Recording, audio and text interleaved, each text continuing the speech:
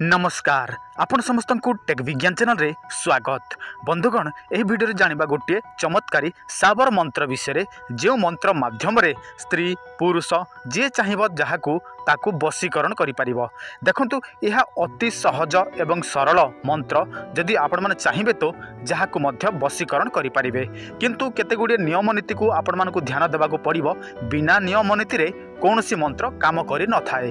तेणु मो आपण मानकु जेमिति कहूछि आपण माने जदि सेमिति करिवे ताहले निहाती भाबरे आपण माने जहाकू इच्छा ताहाकू बशीकरण करिपारिबे। केवल मात्र मो आपण मानकु जे मंत्रटी कहिबी सही मंत्र को आपण मानकु प्रयोग करने पड़ो। किंतु गोटे कथा ध्यान देवे, कौन सी मंत्र सेमिति प्रयोग कले हुए ना, सही मंत्र को आमको प्रथमे जाग्रत करने को पड़ी थाए। कहीं जेकोसी मंत्र से सब निद्रित अवस्था थाए, जिते बेले आम ताकू जाग्रत करिथाऊ से समय से मंत्रटी काम करि थाए। तो चलतु मु आपण मानकु संपूर्ण प्रयोग विधि कहि दउछि। ता पूर्वरु आपण समस्त को गोटे सूचना, जदि आपण माने काहाकू प्रेम करंती से स्त्री हो अथवा पुरुष हो, जदि आपण मानक दुकान बाड़ी चालू नाही, जदि आपण मानकर चाकरी मिलू नाही, जदि आपनकर विवाह समस्या होछि, जदि आपन कोर्ट कचेरी माली मकदमा रे फसी जाउछंती, जदि आपनकर दुकान रे जमारू मध्य बिक्री हो नाही, आपण मानकर ग्रह नक्षत्र एही सब समस्या लागि रहिछि, आपण मन जो काम करिया पय चाहुछंती से सब काम हो नाही, आपण मानकर शत्रु चारिपटे घेरि रहिछंती, एही सब समस्या जदि आपण मानकर हेउछि ताहले आपण माने आम सहित जोगाजोग करंतु। आपनकर स्क्रीन रे जे नंबर टी शो होछि एही नंबर को कॉल करंतु, नचेत आपण माने व्हाट्सएप करंतु। देखंतु वर्तमान आपनकर मोबाइल स्क्रीन रे सावर मंत्र देखा जाउछि। एही साबर मंत्र एमितिका होई थाए, तेणु आपण माने चिंता करिवार आवश्यक नै जे एटा गोटे केमितिका मंत्र। साबर मंत्र एही परि ही होई थाए। तो आपण माने कोन करिवे, एही साबर मंत्रटी को सर्वप्रथमे मुखस्थ करनेबे।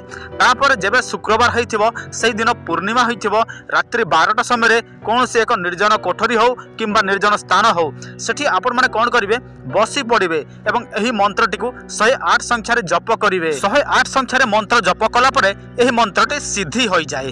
तापर कोन करिवे, जे कोनसी पुणी गोटे शुक्रवार रे आपण माने सही व्यक्तिर कोनसी एक जिनिस देखंतु, कपड़ा हो, माटी हो, बाली हो, धूली हो, ताहार जे कोनसी जिनिस गोटे आपण माने नेकी आसीबे, सामने रे गोटे घियो दीप जालिबे, धूपकाठी जालिबे, गोटे गोलाप फूल रखिबे एवं एही मंत्रटी को पुणी थरे आपण माने 108 संख्या रे सही व्यक्तिर रूप को नाम को जप करिकी आपण माने व्यवहार करिवे।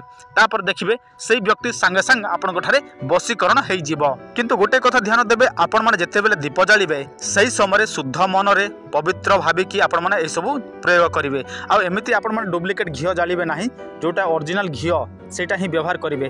काहे कि ना डुप्लिकेट जिनिस व्यवहार करिवे ताहले आपण माने काम मध्य मंत्र मध्य डुप्लिकेट हबो। काहे कि ना एमिति अनेक लोक अछंती जो माने डुप्लिकेट घियो व्यवहार करंती। भाई देखंतु पूजा विधि रे डुप्लिकेट व्यवहार होए नाही। आपण माने भाबुथिबे जे डुप्लिकेट देई देले भगवान संतुष्ट हेबे। अरे भाई भगवान को कोन अजणा, सबू जानती। जदि आपण माने किछि पाइबा पय चाहुछंती ताहले ओरिजिनल जिनिस आपण माने भगवान को प्रदान करंतु। आ आपण मानकर मन को शुद्ध रखंतु, जेते बेल पर्यंत आपण माने एही सब करूछंती।